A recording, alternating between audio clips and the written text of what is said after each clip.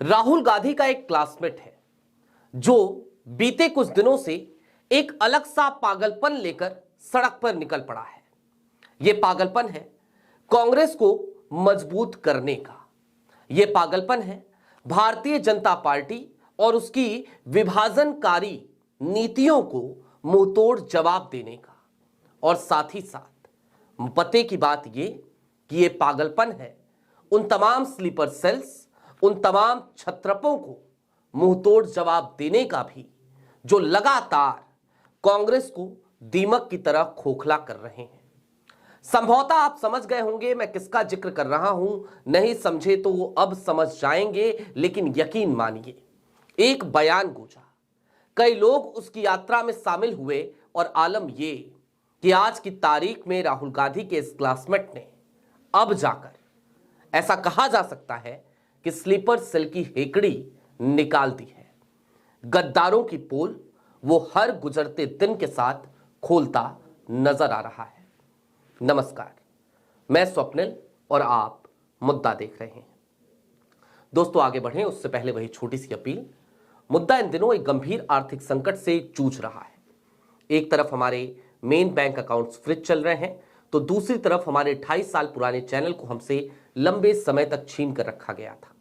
ऐसे में मुद्दा को डे टू डे ऑपरेशंस में कुछ मुश्किलों का सामना करना पड़ रहा है। लिहाजा यदि आप चाहें तो स्क्रीन पर दिख रहे QR कोड या फिर के नीचे दिख रहे UPI नंबर के जरिए मुद्दा की छोटी छोटी मदद जरूर कीजिएगा।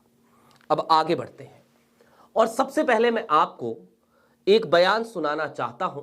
इसके बाद एक बयान और आपको जरूर सुनाऊंगा, लेकिन सबसे पहले एक बयान सुनिए जिस बयान के जरिए आज की तारीख में इस एक कांग्रेस के नेता ने, कांग्रेस के एक प्रत्याशी ने जो महज 30-32 वोटों से हारा था, जिसका मामला अभी भी हाई कोर्ट में चल रहा है, पेंडिंग है, उसने कैसे क्षेत्रीय छत्रपों की हेकड़े निकाल दी। कुछ लोग कबूतर की तरह आंख मूंद के बैठे हैं, वो सोच रहे हैं कि नहीं कुछ नहीं हो रहा, उनको भी मुबारक है, क्योंकि उन्होंने जो अपनी बयानबाजी करी हमको उससे बहुत फायदा हुआ। जब तक यात्रा शुरू नहीं हुई थी उससे पहले बड़े शुरू हो गए थे, तो हमारा प्रचार तो उन्हीं ने कर दिया था तो, क्योंकि हमारे पास तो मीडिया वगैरह है नहीं, क्योंकि मीडिया के लिए पैसे चाहिए होते हैं, वो सारे साधन संपन्न है। तो सारे जो बयान भी देते थे सारे छपाया करते थे चारों तरफ। किसी का यदि विरोध होता है तो इसका मतलब उसके अंदर कुछ बल पैदा होने लग रहा है, और हमारा विरोध तो हमारे शुरू होने से पहले ही शुरू हो गया था। और दुख की बात यह है कि वो विरोध बीजेपी वाले नहीं कर रहे थे, वो अपने आड़े कर रहे थे। कि हमारी इस यात्रा से सामाजिक तौर पे और विशेष तौर पे राजनीतिक तौर पे कांग्रेस को बल मिलने लग रहा है, इसमें मुझे कोई शक नहीं बचा है। जी हां, सुना आपने। खुले तौर पे इसे एक ऐलान के तौर पर देखा जाना चाहिए, एक ऐसा ऐलान जिसमें वो बता रहा है कि आज की तारीख में कांग्रेस को उसकी यात्रा मजबूत कर रही है। लेकिन जो लोग इस यात्रा में शामिल नहीं हो रहे, वो लोग क्यों नहीं हो रहे, ये वही जाने। हालांकि मैं आपको ये भी बता देना चाहता हूं कि इस यात्रा में कौन कौन से लोग अब तक शामिल हो चुके हैं। लेकिन उससे पहले मैं आपको एक और बयान सुना देना चाहता हूं। सुनिए जरा कैप्टन अजय यादव। चलेंगे इनके और इनका जोश बढ़ाएंगे। मैं इनका उन्हें स्वागत करता हूं और मैं इनको आशीर्वाद ही दे सकता हूं कि ये बहुत आगे बढ़ेंगे, बहुत आगे बढ़ेंगे। क्योंकि ये सोच अभी से रखा कि भी पूरे हरियाणा में हर हल्के में जाऊंगा मैं, यानी कि हर हल्के में इनकी अब मौजूदगी हो जाएगी अभी से ही, और आने वाले समय में जो है ये बहुत काम आएगी। ये कोई छोटा काम नहीं है, बहुत बड़ा काम है। यानी कि मतलब कि कोई सोचता ही नहीं है कि मैं 90 हल्के में जाऊंगा, तो ये 90 हल्के में जो जा रहे हैं, इसके लिए मैं इनको मुबारकबाद देता हूं और इनको जो है इनकी यात्रा का शुभकामनाएं देता हूं। और बहुत मेहनत और लगन से ये काम कर रहे हैं। तकरीबन जो है 40 एक हल्के तो कर लिए आपने, 27 हल्के कर लिए हैं, तो बाकी भी हो जाएंगे। और भाई हमारे तो पूरा साथ है, इनके साथ है, हम पूरे डट के साथ हैं। ठीक है जी हां, सुना आपने कैप्टन अजय यादव को। संभवतः आप राहुल गांधी के इस क्लासमेट को भी पहचान गए होंगे। नाम है वृजेंद्र सिंह। पूर्व कैबिनेट मंत्री रहे, वीरेंद्र सिंह के बेटे वृजेंद्र सिंह आईएएस ऑफिसर भी रहे, राहुल गांधी के क्लासमेट भी रहे, और इतना ही नहीं, भारतीय जनता पार्टी के सांसद भी रहे। और भारतीय जनता पार्टी से उनका मोहभंग बड़ा जल्दी हो गया। और मोहभंग क्यों हुआ, इसके बारे में विस्तार से जब भी बृजेंद्र सिंह से चर्चा की जाती है तो वो सीधे तौर पे एक बात कहते हुए नजर आते हैं। वो सीधे तौर पे ये कहते हैं कि दरअसल भारतीय जनता पार्टी में मैं शुरू से लेकर अंत तक हमेशा ही खुद को मिसफिट माना करता था। पूछा जाता है क्यों, तो वो सीधे तौर पे जवाब देते हैं कि ऐसा इसलिए क्योंकि भारतीय जनता पार्टी लगातार विभाजनकारी नीति अपनाती है, जबकि हमारी विचारधारा, हमारी आइडियोलॉजी में ये विभाजन शब्द, इससे बड़ी दूरी है।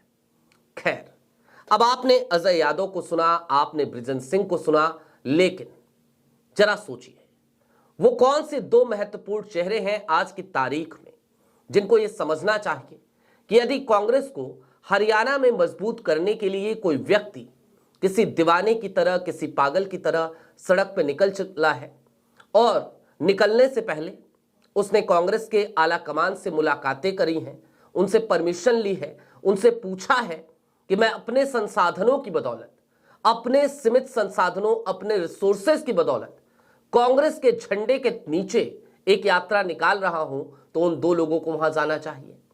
जवाब है, एक तो हुड्डा फैमिली, भूपेंद्र हुड्डा, दीपेंद्र हुड्डा, और दूसरा राव नरेंद्र सिंह। लेकिन राव नरेंद्र सिंह भी इस यात्रा से दूरी बनाए हुए हैं। इतना ही नहीं, राव नरेंद्र सिंह हो या फिर कि हुड्डा साहब हो, सबका एक ही तरीके का मंतव्य आज की तारीख में दिखाई देता है। क्या है वो? महज इतना कि किसी भी तरीके से इस यात्रा को सफल होने से रोक दिया जाए। अपनी उपस्थिति तो वो नहीं ही दर्ज करा रहे हैं, यहां तक कि उन्होंने इसे कांग्रेस की यात्रा मानने से भी इनकार कर दिया था। हालांकि जब बृजेंद्र सिंह इस यात्रा की शुरुआत कर रहे थे तो वो दिल्ली आए थे, राहुल गांधी से मुलाकात की थी, राहुल गांधी से इस यात्रा के बारे में पूछा था, और राहुल गांधी ने बकौल बृजेंद्र सिंह इस यात्रा को लेकर उन्हें यह आश्वासन दिया था कि तुम आगे बढ़ो, यदि समय मिला तो मैं खुद भी इस यात्रा को ज्वाइन करूंगा। और इतना ही नहीं, राहुल गांधी ने चेताया भी था उन्हीं क्षेत्रीय छत्रपों से। और चेताने की जरूरत भी क्यों आन पड़ी होगी, तो आपको याद आएगा बिहार से लौटते ही राहुल गांधी की अचानक से दिल्ली एयरपोर्ट पर उतरते ही गुरुग्राम की यात्रा, वहां पर कुछ लोगों से मुलाकात, उसके बाद की उनकी विदेश यात्रा, और उसी बीच में आनन फानन में दिल्ली से एक आदेश का जारी हो जाना कि कौन होगा नेता प्रतिपक्ष, कौन होगा नेता विपक्ष, और कौन होगा कांग्रेस का प्रेसिडेंट हरियाणा का। नीचे दस्तखत थे केसी वेणुगोपाल के। जाहिर सी बात है, ये वो एक संकेत की तरह था राहुल गांधी के लिए कि हरियाणा में कहीं ना कहीं क्षेत्रीय छत्रप अभी भी अपनी मनमर्जी चला रहे हैं। और ऐसे में उन्होंने चेताया था बृजेंद्र सिंह को उस वक्त पे कि चलो तुम यात्रा निकाल रहे हो, अच्छी बात है, लेकिन ध्यान रखना तुम्हारे यहां के नेता लोग भी कुछ वैसे ही हैं।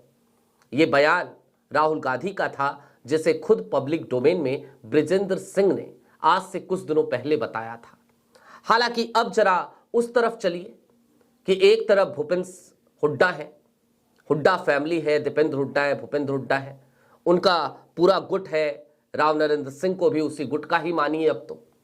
और दूसरी तरफ रणदीप सुरजेवाला हो, पूर्व स्पीकर कुलदीप शर्मा हो, या फिर कि शैलजा हो, आज की तारीख तक ये सारे लोग, यानी कि हरियाणा कांग्रेस का जो एक बड़ा काडर है नेतृत्व का कांग्रेस का, वो तमाम चेहरे आज की तारीख में बृजेंद्र सिंह की यात्रा में शामिल हो चुके हैं, कंधे से कंधा मिलाकर चल रहे हैं।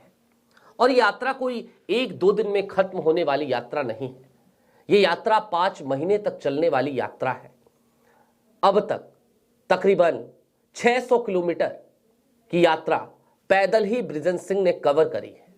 और इन सब के बीच जब भी वक्त मिलता है, जब भी कोई और कार्यक्रम होता है, जब भी कोई और ऐसी विशेष परिस्थिति होती है, तो बृजेंद्र सिंह यात्रा को 1-2 दिन के लिए स्थगित करके कांग्रेस के आला कमान के बुलावे पर दिल्ली भी आते हैं।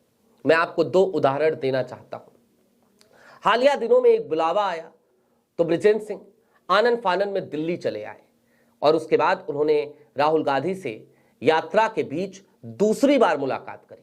और दूसरी बार जब मुलाकात करी तो अपनी यात्रा का अपडेट दिया, बताया, तमाम फुटेजेस दिखाए और यह भी समझाया कि देखिए इस यात्रा से कांग्रेस किस तरीके से आगे बढ़ रही है। आज की तारीख में अभी थोड़ी देर पहले आपने कैप्टन अजय यादव का जो बयान सुना वो भी इसी बात की तस्दीक करता हुआ प्रतीत हो रहा था। अब इससे थोड़ा सा और आगे बढ़िए, मैं आपको हालिया दिनों की 14 दिसंबर 2025 की रैली भी याद दिला देना चाहता हूं। बृजेंद्र सिंह अपनी यात्रा को बीच में छोड़ते हैं और उसके बाद वो दिल्ली 14 दिसंबर 2025 की रैली को अटेंड करने के लिए आते हैं। अकेले नहीं आते, सैकड़ों की तादाद में लोगों को लेकर हरियाणा से दिल्ली आते हैं। यहां यात्रा में वो नजर आते हैं। मंच पर जाहिर सी बात है उनकी कोई जगह थी नहीं, वो मंच पर जा भी नहीं सकते थे। वो आम लोगों के बीच खड़े होकर उस यात्रा के दरमियान की तमाम थकावटों के बीच 6-6.5 लाख की भीड़ में पैदल चलते हुए उस यात्रा की थकावट को भूलकर उस रैली में ना सिर्फ खड़े हुए बल्कि वहां पर वो नारे लगाते हुए नजर आए थे। कुछ मीडिया बाइट्स जरूर उन्होंने दी, लेकिन इससे ज्यादा कुछ कहने से इनकार कर दिया। जब भी कोई नेता इस तरीके से अपनी पार्टी के लिए समर्पित होकर काम करता हुआ नजर आता है, कांग्रेस में खास तौर पर, तो हमें लगता है कि ऐसा क्या है कि कांग्रेस के आला कमान को उसकी तपस्या नजर नहीं आती। हालांकि आज की तारीख में यह कहने में मुझे कोई गुरेज नहीं कि जब दूसरी बार बृजेंद्र सिंह राहुल गांधी से मुलाकात करके गए, तब से लेकर अब तक सद्भाव यात्रा जो हरियाणा में निकल रही है उसकी तस्वीरें बहुत तेजी से बदलती जा रही हैं। पहली बार की मुलाकात के बाद भले ही राव नरेंद्र सिंह ने सीधे तौर पे कह दिया हो कि यह कांग्रेस की ऑफिशियल यात्रा नहीं है, लेकिन आज की तारीख में कांग्रेस के तमाम नेता और बड़े नेता, बड़े लीडरान जब वो जाकर बृजेंद्र सिंह के साथ इस यात्रा में शामिल हो रहे हैं तो ऐसा लग रहा है कि कांग्रेस की भले ही इसे ऑफिशियल यात्रा करार दिया जाए या ना दिया जाए, लेकिन ये कांग्रेस की एक ऐसी यात्रा जरूर है जो हरियाणा में गांव-गांव तक कांग्रेस के झंडे को पहुंचा रही है। बशर्ते ये जो स्लीपर सेल है, ये जो दीमक की तरह कांग्रेस को खोखला करने वाले लोग हैं, ये कम से कम अपनी आदतों से बाज आए। ये कम से कम अपनी कुर्सी, अपनी मलाईदार पोस्टिंग के मोह को त्यागें और संगठन के प्रति थोड़े से समर्पित होते हुए नजर आए। आपकी क्या राय है हमें कमेंट बॉक्स में जरूर बताइएगा। अभी के लिए दीजिए इजाजत। ऐसे ही तमाम अपडेट्स, तमाम डेवलपमेंट्स के लिए जुड़े रहिए मुद्दा के साथ। चलते चलते फिर वही अपील, चैनल पे नए हो तो सब्सक्राइब करते हुए जाइएगा, सक्षम हो तो छोटी छोटी मदद मुद्दा की जरूर कीजिएगा। बहुत शुक्रिया।